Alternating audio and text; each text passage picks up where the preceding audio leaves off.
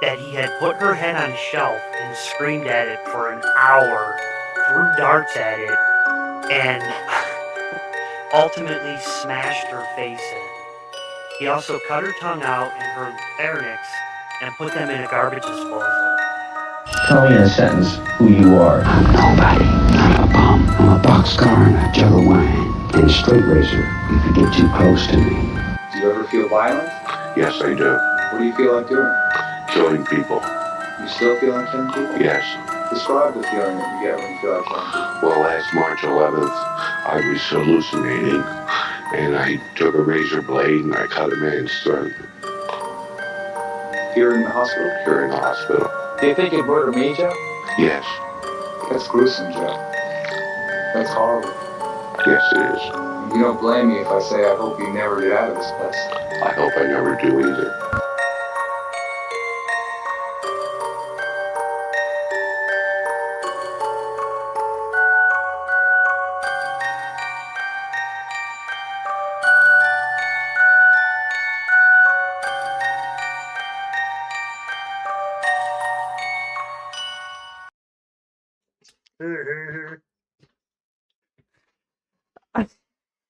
October 9th, 2020.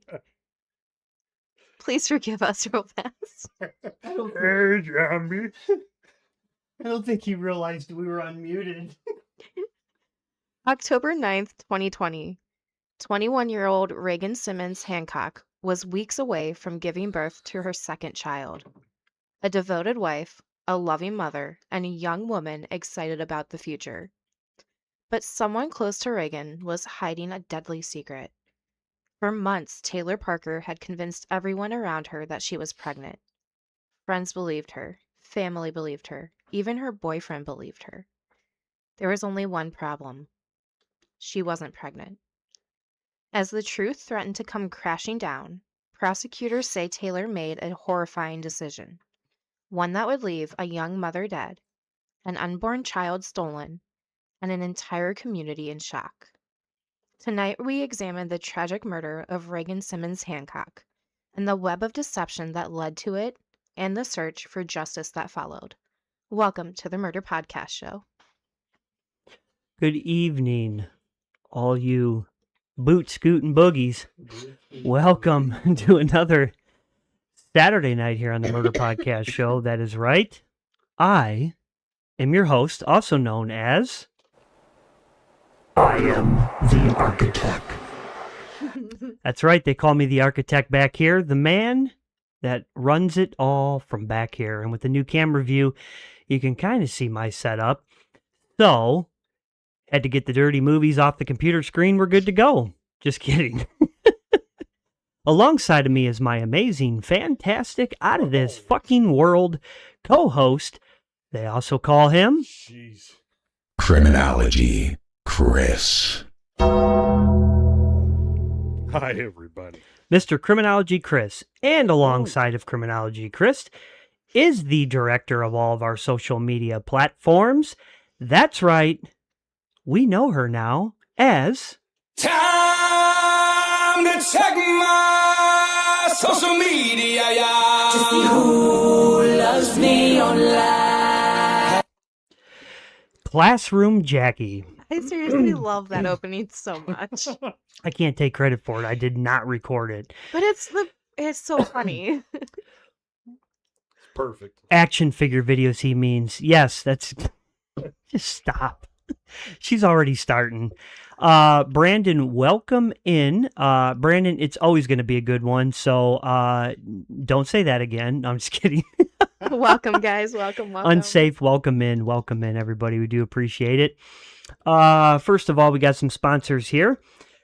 Need quality automotive repair and maintenance you can trust? Well, you're in luck because you can visit Mr. Wrenches of Akron, LLC, conveniently located across from Derby Downs.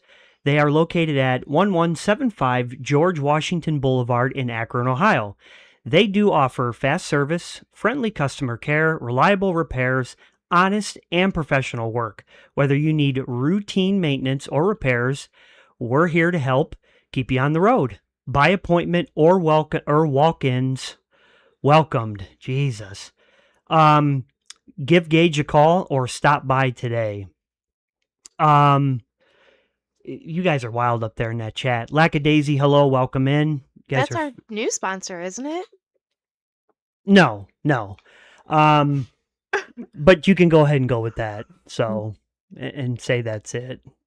Oh, okay. What, Brandon? No, our new sponsor, the one that you just announced. Yes. Yeah, that's cool. Yeah, it's a new sponsor. Oh, sorry, I totally didn't catch on to that at all. Yes, it is a new sponsor of the show. Wow, look at me go, Dad. Anyways, I need to bring up. Jesus, got too much shit going on back here. Friggin' ridiculous. I'm telling you. Okay, let me drag this one over here now. Another sponsor of ours is Crafty Corner by Laura. Laura makes a wide selection of handmade crochet plushies, both cute and creepy, animals, pop culture, fantasy, anime, and horror. They also specialize in custom orders like the voodoo doll and the other various items we do have located in the studio here. You can follow them on Instagram at the.crafty.corner.by.Laura. That's right, as I always say, there's 3 dots in there. Do not contact me to figure out where the fuck they go. I'll help you. So, anyways, we are going to jump right on in. What about the 1 minute of murder? Because this is shit. huge. I am all out of friggin' whack tonight. It's All okay. right, breathe. Okay, I'm good to go now. I'm back in service. So anyways, let's head over to Classroom Jackie for the 1 minute of murder segment. Classroom Jackie's 1 minute of murder. All right, guys. So we actually had a little bit of growth on everything this week. Our Instagram, we are finally up over 40. We are at 43. Our Facebook, we are at 166 followers. Guys, our YouTube has hit 656 subscribers.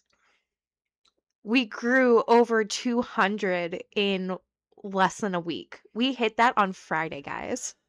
We were at 318 last Saturday. Like, there you go. So doubled. Holy cow. Yeah. It's been, Chris, what did you say? It's been at least like 50 a day now this week? That's kind of the average, I think.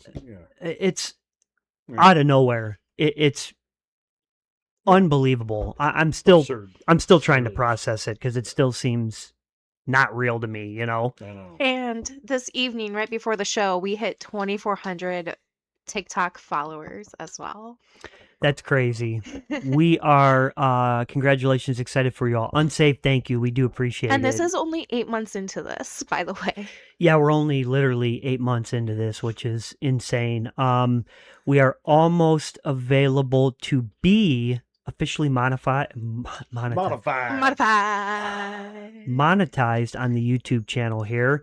We are only missing, we need 3,000 watch hours, and we are at like 1,000 right now. So if you guys are ever doing anything, whether it's driving in the car, or at house cleaning, at home, doing whatever. Sleeping. If you Yeah, sleeping too. If you just put one of our episodes on the YouTube channel and let it play all the way through and do it a couple times a week or day, whatever you can do, that counts towards the hours. So, excuse me, we need another 2,000 hours and then we will officially be monetized. Tim, you get an ASMR thing like the relax to the soothing sounds of Tim's voice. My voice is not soothing. Sound of the architect. Hell yeah, thank you. My voice is not soothing. The only thing I could do, I wonder if anybody starts ASMR fart channels, you know? Could you imagine? You know? I mean, relax to the soothing sounds of gas. Gas. From the architect. Yeah. This one is done on a couch. You know, this one is done. Living room floor. Living room floor. Ew. Oh, this is great.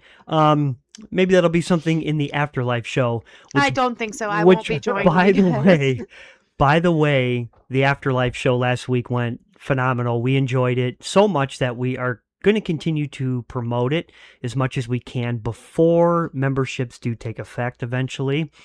So we're going to do another Afterlife episode tonight after the show. We'll do the same thing. We'll stop it, and then we'll wait 15 minutes. I will post it here in the live. You guys just go to it, click on it, and boom, you're in. I got a whole topic of shit. So, and I'm not even going to mention what it's going to be until we get there. But in the And meantime, with that Afterlife, you only have a limited time to see it before we make it private. yes. So And when it's make sure you membership, don't miss it. yeah. For now, that's how we're going to do it. We won't make it, public. It'll go private for a little while.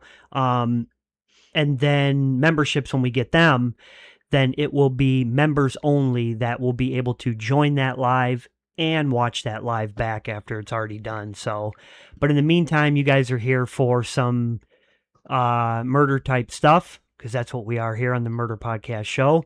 Tonight we are discussing the Reagan Simmons Hancock story, which is a very tragic event that occurred and happened in 2020. In Texas, to be exact. In Texas, yes, and it's very devastating and very sad. This one, hang on to the edge of your seats, because this one gets pretty intense. We've got body cam footage and we've got pictures and stuff too. So here we go. Reagan Michelle Simmons was born on November 14th, 1998. She grew up in East Texas, surrounded by family and friends who described her as loving, outgoing, and fiercely devoted to the people she cared about. By all accounts, Reagan loved being a mother. Family members would later describe her as someone whose world revolved around her daughter. She embraced motherhood at a young age and found tremendous joy in raising her first child. Those closest to her remember a young woman who was constantly smiling, someone who enjoyed spending time with family, and someone who had always seemed to put others before herself. As Reagan entered adulthood, she met a young man named Homer Hancock. The two quickly developed a relationship that would eventually lead to marriage.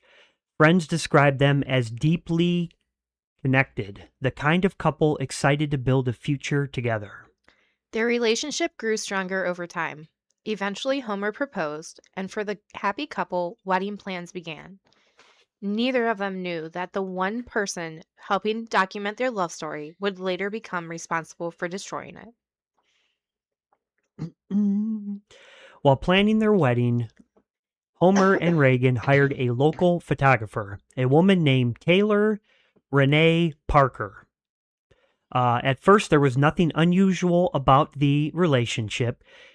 Taylor photographed engagement photos. She photographed wedding events. She appeared friendly, professional, and supportive.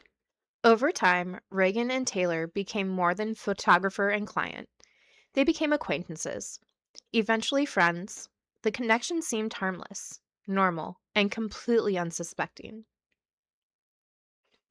But beneath the surface, Taylor was living a life built on deception. She had convinced numerous people around her that she was, get this, pregnant. Now, the problem with this was she wasn't. Investigators would later uncover an elaborate scheme involving fake pregnancy announcements, ultrasounds, baby bumps, and even a staged gender reveal celebration. This is crazy. Yes. That is putting it mildly, because just hang on, it gets more intense, guys. For months, Taylor maintained the lie. Family members believed it, friends believed it. Most importantly, her boyfriend believed it. And as her fictional due date approached, the pressure mounted. Soon people would expect a baby, and the baby didn't exist. Meanwhile, life was moving forward for Homer and Reagan. The couple learned they were expecting a child, a baby girl. Her name would be Braxton Sage Hancock. Yeah, that's a different name. It's not bad, but it's different. Really, that's such a Kinda pretty cool, name, actually. too. Yeah, it is pretty cool, and the way it's spelled, too. Yeah, it's a gorgeous name. The pregnancy was a happy one. Family photographs captured excitement. Friends celebrated. A toddler daughter was preparing to become a big sister. And Reagan was entering the final weeks of pregnancy. By October 2020, Reagan was approximately 35 to 36 weeks along. The countdown had begun. The nursery was nearly ready, plans were being made, and the future seemed bright. But someone else was paying attention. Someone desperate. Someone running out of time. Taylor Parker. Investigators would later uncover evidence suggesting she had spent months preparing for what would happen next. Search histories, identities that were false, pregnancies that were fake, an obsession with maintaining this whole, illusion of everything that she claimed was going on. It was really suspicious too, because I know in some of the stuff that I watched and read and learned, she did not let her boyfriend go to any of the appointments. Yeah. And because there's a whole bunch of controversy and some people don't like him, they like him, but there's a documentary that they just put out that I saw with this, and Netflix is the one that Maternal has instincts, it. yeah. But he was stating, because people were like, well, how did you never touch her or get that close to her? And he's like, listen, I respected boundaries with her. She told me she didn't want to be touched, this or that. She wasn't in the mood. So he goes, I just respected what she wanted. And there's nothing wrong with that. That's a good guy. Yeah. If he's respecting it, instead of trying to throw himself on her. But so I don't know. It's tough to say with him. I don't know. I don't. I mean, we've read about and seen shit that men do and the wives or girlfriends don't know about it for years, or vice versa. So it honestly doesn't surprise me if this guy never knew, because when people want to do some sneaky, shady shit, they're going to do what they can to get away with it. I mean, plain and simple. So now I do know there was, it was floating around on social media and online, and when I was doing research, that, excuse me, Taylor Parker had been married before, and her ex actually reached out to her boyfriend through an anonymous phone number to tell him that she is not pregnant because she had a hysterectomy. Oh, yeah. She was asking somebody before to be their surrogate because she cannot have kids because she has a hysterectomy. Yeah. And they brushed it off because they thought it was from somebody else and thought it was fake. Yeah. I can't even imagine what was it's Wade, right? Yes. What Wade went through. If he truly did not know and he discovered all this after the fact, I just, I don't know. I can't even fathom what he would have had to gone through. I mean, but there's things that he says too that are kind of weird. And I'll discuss it when we get ahead, but yeah.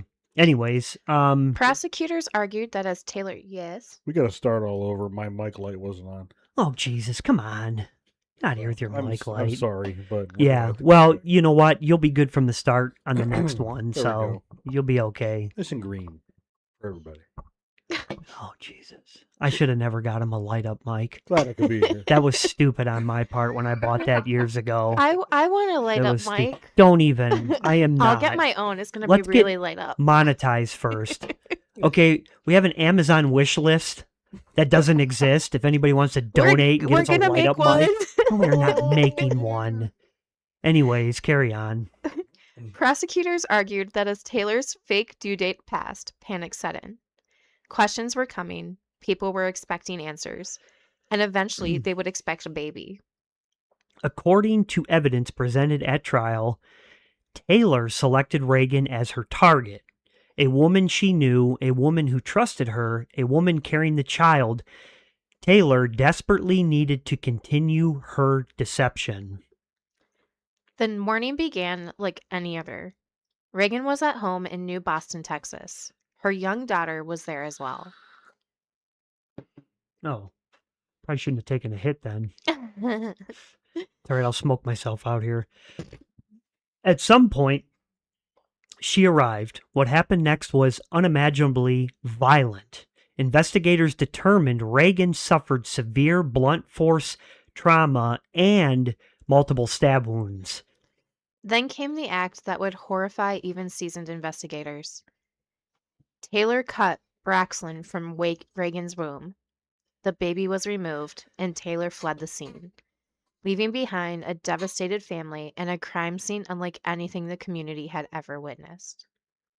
She took the placenta too, the whole thing. Yeah, so they had said that she, in her browser, she had been searching how to do a C-section. What I didn't realize there's that kind of video footage out there on how to do a C-section. You should just come up and say, go to the hospital. Stop what you're doing and don't do that. I'm just Call like 911 now. I'm just baffled. Like, you tried to perform your own C-section in a fucking living room. What? Yeah. After leaving Boston, she drove toward Oklahoma. Along the way, she claimed she had just given birth. A frantic 911 call would soon follow. Ooh, we have that, don't we? I don't have the call, but I have some footage. Do you want me to read the second half before you pull the footage? Yes, I have the footage of when she's in the hospital and they're talking to her, so yeah. Responders encountered a woman covered in blood. She was holding a newborn. An umbilical cord was still attached. Taylor insisted the baby was hers and begged authorities to get her medical help. Okay, so I'm going to play this. This is when she's in, hospital room in the bed, and investigators are starting to talk to her, and they're trying to figure this out because she goes, Just finish the last sentence because we're jumping into that part right next. It'll It'll work perfectly, I promise. To first responders, the situation initially appeared to be a roadside emergency involving a recent birth, but that story would quickly begin to unravel. So this is the hospital interview here, and fire in the hole. We found her woman this morning on the side of the road, and her baby had been removed from her body, and then you show up with the baby. On October 9th, 2020, 21-year-old Reagan Simmons Hancock was found brutally murdered in the small town of New Boston, Texas. But what made this case even more disturbing was the tragic fact that her unborn child had been ripped from her womb. But if authorities thought they had a lengthy investigation ahead of them, they quickly found that wasn't the case. Another baffling revelation surfaced on that very same day, leading them right to the monster who had been hiding in plain sight all along. Around 12 in the afternoon, 27-year-old Taylor Parker was pulled over by a Texas state trooper in what began as a routine traffic stop. However, the officer was shocked to find a bloody Taylor holding who she claimed to be her newborn infant. She states that she's just given birth and needs to be taken to the McCurtain Memorial Hospital in Idabel, Oklahoma, less than an hour away. Taylor states that she will not allow treatment for the child under any other place of care. When she arrives at the hospital, Idabel police are quickly notified of the bizarre chain of events, and they suspect that Taylor may be attempting to hide a monumental secret. This is a big deal. Yeah. Okay, yes. Are you ready? I'm coming. She can't leave. Yeah. Is she trying to leave? She's going to say she's going to. Oh, well, there's two in there.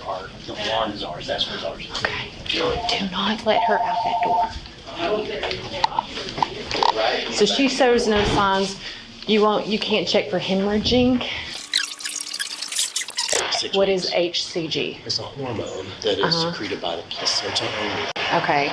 And if there's a baby in there, the HCG is what the hormone that mandates going and getting the nutrients and bringing it to baby. Okay. So it's in mama's blood, mama's urine, mama's everything. Okay. And it stays up for 6 weeks. Okay. All right. So yeah, that's just a little bit of the clip there, and that's friggin' wild, man. Yeah. That's just nuts. Go ahead. Taylor was excuse me.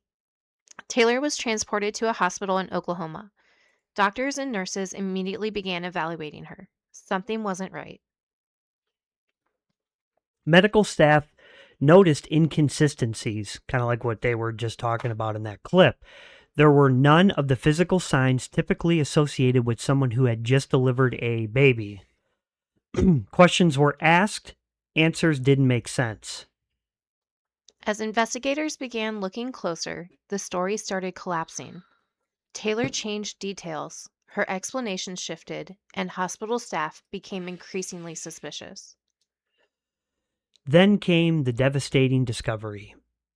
The baby wasn't hers, and authorities were simultaneously receiving reports from Texas about a missing pregnant woman. The pieces began falling into place fast. Back in New Boston, officers entered Reagan's home. What they found was horrific. Reagan Simmons Hancock was dead. Her unborn daughter has been removed. Emergency efforts could not save Reagan, and despite desperate medical intervention, Braxlyn Sage Hancock would also die. A young mother, an unborn child, gone within hours. And I have, well, I guess I could do it while you're talking. Go ahead, because I have some pictures, not anything too wild, but I have some pictures, 2 pictures from the crime scene, and then I have one of the inside of her car after they took her out to go to the hospital. So A husband lost his wife, a little girl lost her mother, parents lost a daughter, and an entire community was left asking one question. Why? So this is the car seat, driver's car seat. You'll see, it'll come up on your screen, and you can see the amount of blood from the whole situation there up on the, so let me go. Nah, it's not going to let me do it. You're going to be a pain in my ass. So, okay, I'll bring up another one here in a minute. And let me, okay. As investigators worked the crime scene in Boston, Texas, New Boston, sorry, one thing became immediately clear. This was not a random attack. There were signs that the killer knew her, Reagan.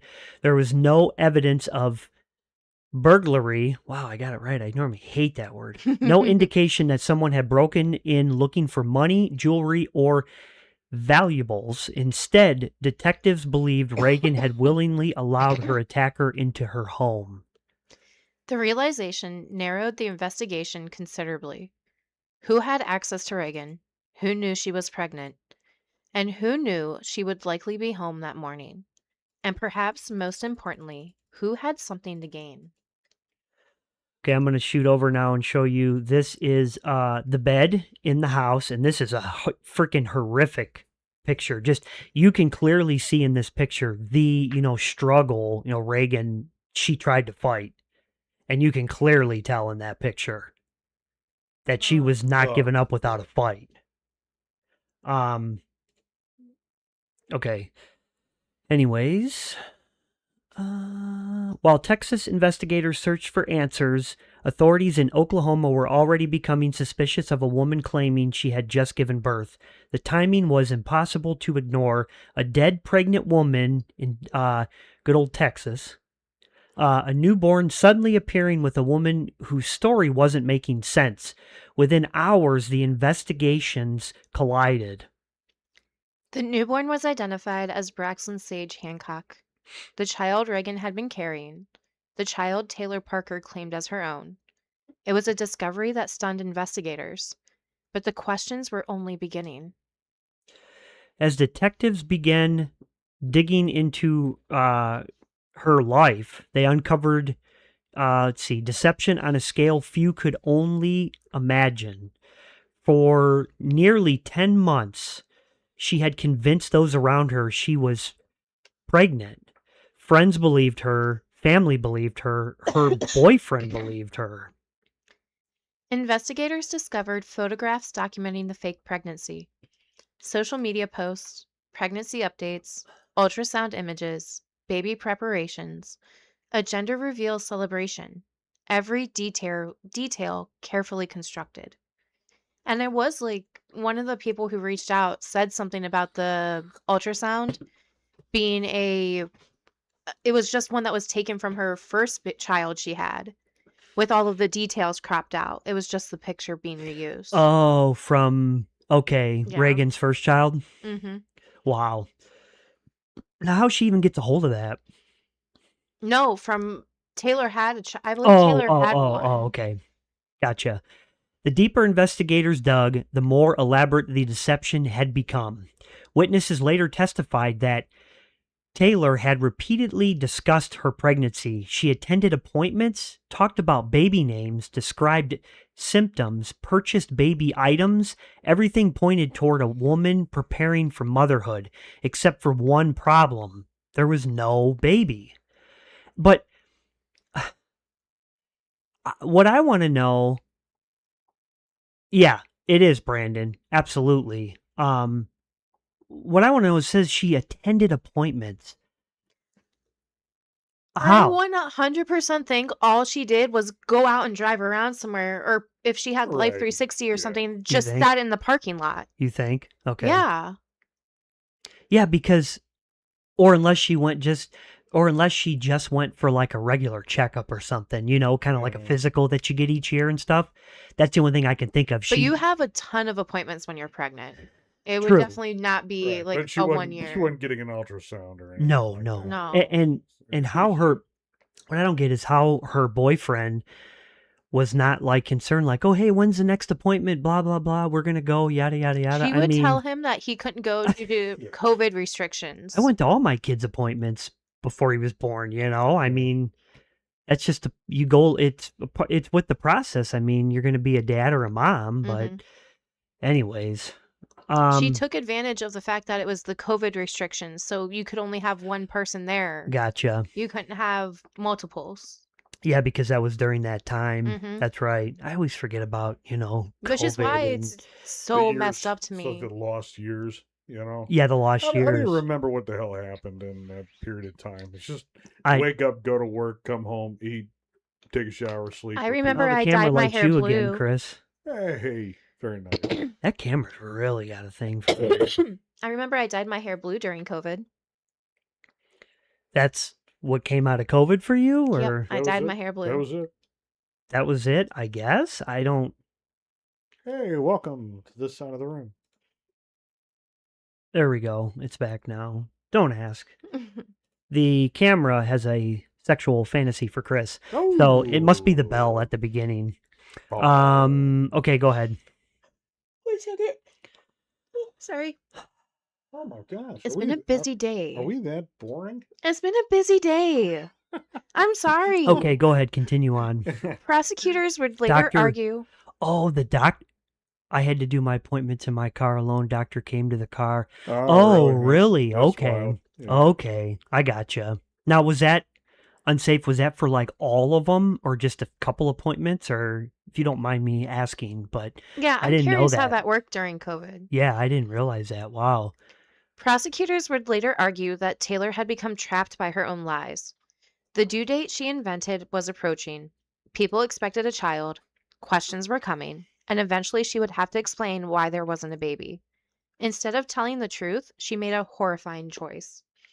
One of the most damaging pieces of evidence came from Taylor's electronic devices. Investigators recovered internet searches that painted a disturbing picture, all except ultrasound. Oh, wow. wow. Yeah, I didn't know that they were doing that. Okay. Yeah. All right. So they just come out to the car and, okay. Wow. According to testimony, Oh Sorry. my goodness.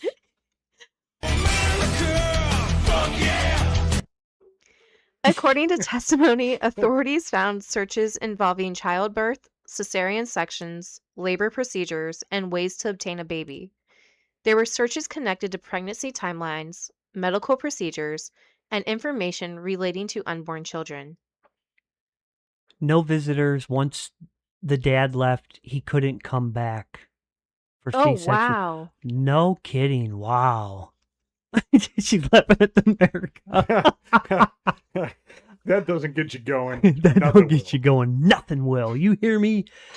That's damning evidence. If you ask me, she couldn't talk her way out of it. No, No, with definitely evidence like not. that, there's no way. And especially when they had that doctor come in and check her, and he looked right at him and he goes, she was never pregnant. She just didn't give birth. There's absolutely no, he said there is absolutely no sign of birth, And then when they did the ultrasound to check her uterus, which is non-existent, Yeah. they immediately were like, absolutely not.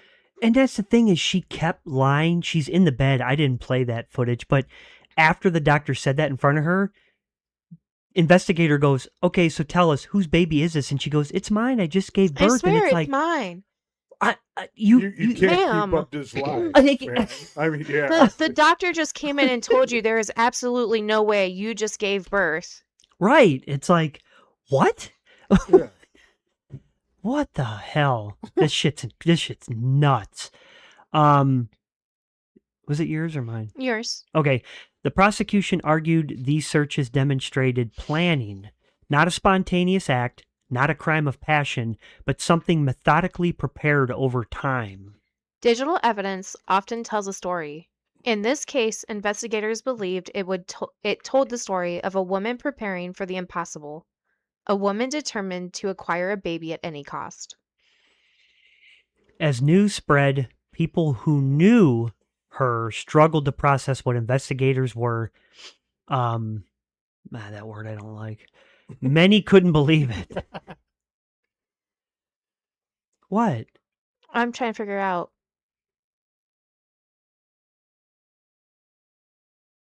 Oh, okay. Okay, I see. Anyways, go ahead. Friends described someone who appeared excited about motherhood, someone who seemed generally invested in preparing for a child. Many had attended events celebrating the pregnancy. Some had purchased gifts, and others offered support. But hindsight revealed warning signs, inconsistencies, stories that changed, appointments that never seemed to have records, medical details that didn't quite add up. The deception had been successful because it was layered. One lie supported another, then another, until the entire illusion appeared real. While investigators pieced together evidence, Mr. Hancock faced an unimaginable reality. His wife was gone, his unborn daughter was gone, his family had been shattered. No amount of justice could undo what had happened. No verdict could return Reagan. No sentence could restore the future they had planned together. Friends and family described him as devastated. A husband suddenly forced to explain to his young daughter why her mother wasn't coming home. A father grieving a child he never got a chance to meet. The emotional toll extended far beyond immediate family. An entire community mourned. Vigils were held, memorials appeared, and strangers across the country followed the case in disbelief. In 2022, her trial started. For weeks, jurors listened to testimony detailing the events leading up to Reagan's murder. I couldn't imagine being a juror on that trial, on that case. Oh, the, video footage and the photos and everything you got to see, That's crazy. It'd be nuts. Witnesses described the fake pregnancy. Law enforcement outlined the investigation. Medical experts explained the injuries. Family members recounted the devastating aftermath. The prosecution argued that the murder was deliberate, planned, premeditated, an act committed for the purpose of obtaining Reagan's unborn child. Evidence presented in court included electronic records, witness testimony, physical evidence, and statements made by Taylor herself. Piece by piece, prosecutors built their case. After hearing weeks of testimony, jurors began deliberations. The evidence was overwhelming.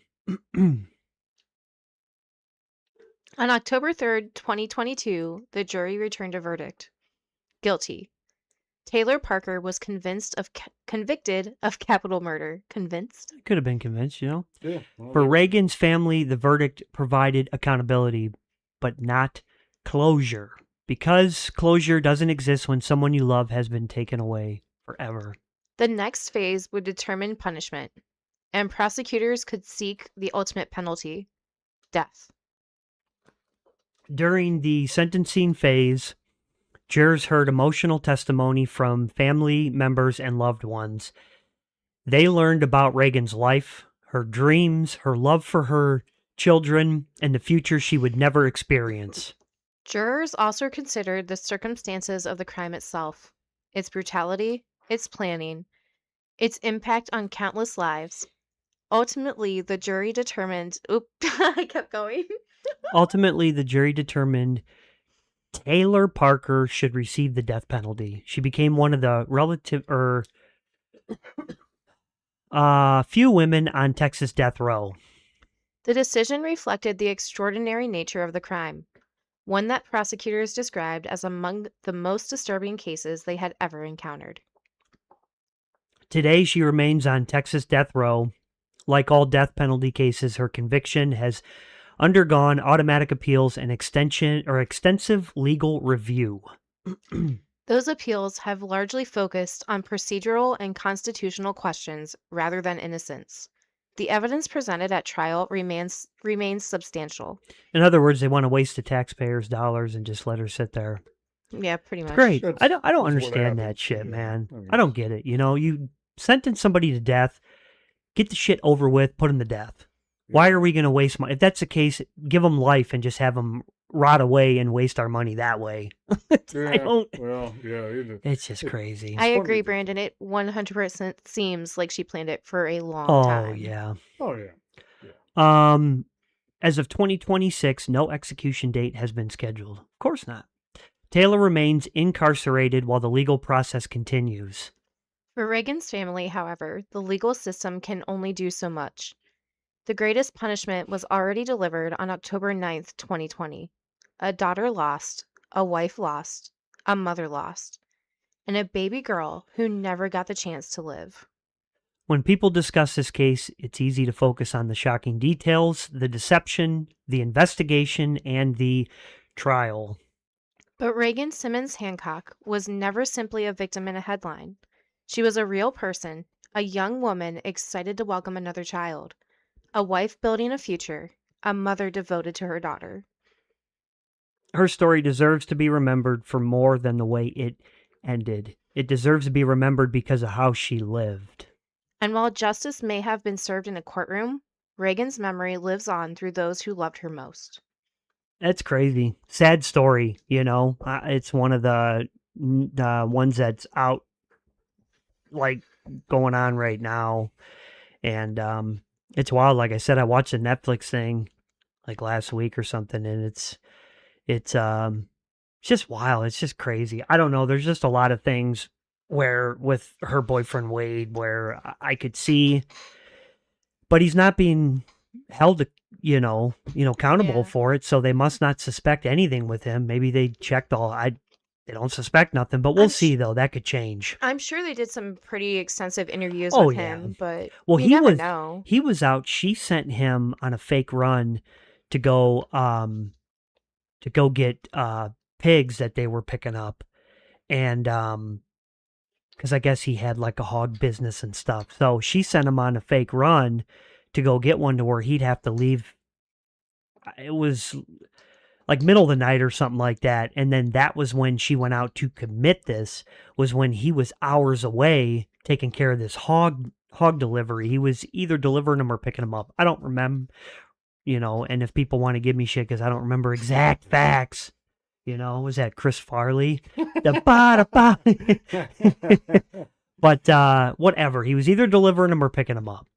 But she had set that up and sent him out. She had texted him stating like, hey, this is so-and-so. I want to get this. I want to buy these hogs, blah, blah, blah.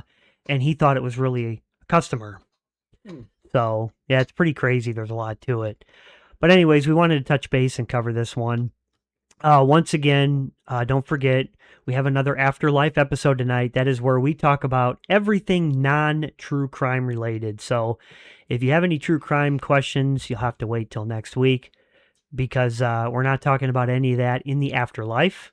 It is just a fun shenanigans show where we talk about whatever we want. We do have a list ready to go, and it's going to be nuts. There's going to be some crazy topics. So we're going to give it about 15 minutes here. I need coffee. Unsafe knows I need coffee. She's going to give me shit. Good. She's going to give me shit for having a fourth cup, but that's okay. Love you.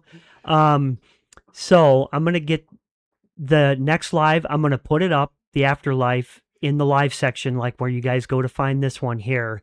It'll be there, and you can already jump over to it when it's up there. And we will jump on in about 15 minutes. So at 9:05 Eastern Standard Time, we will start the afterlife, and we're going to fuck some shit up.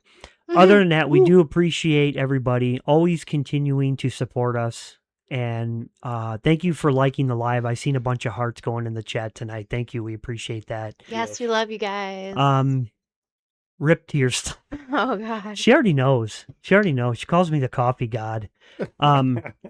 So there's no stomach. It's just an ulcer. It's just an ulcer. That's it. She's gonna have to deal with me when I have an ulcer one night. She's gonna roll.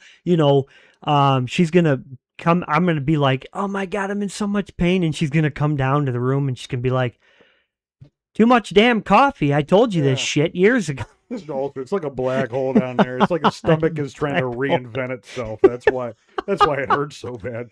It's just a river of coffee running down there. That's all it is. It goes from esophagus straight to bowel. Oh, Lord. There's a funnel. Oh, no. If you think this is good, wait till the afterlife tonight. Anyways, yeah. So we'll see you guys over there in about 15 minutes at 9:05. Other than that, we do appreciate it. Don't forget to like, follow, and subscribe, especially to the YouTube channel here. Hit the little notification bell. What that does is it will notify you every time we are going to go live here on YouTube, which is every Saturday night at 8 p.m. Eastern Standard Time. Other than that, I'm going to have Classroom Jackie take us out of here. You guys, enjoy the next 15 minutes until you see here some of the things with Band-Aid can't fix. Yeah, go grab your drinks and get ready, guys. Yeah, go grab your drinks and get ready, and we'll see you here in 15 minutes. Jackie, take us the hell out of here. Same crime time, same crime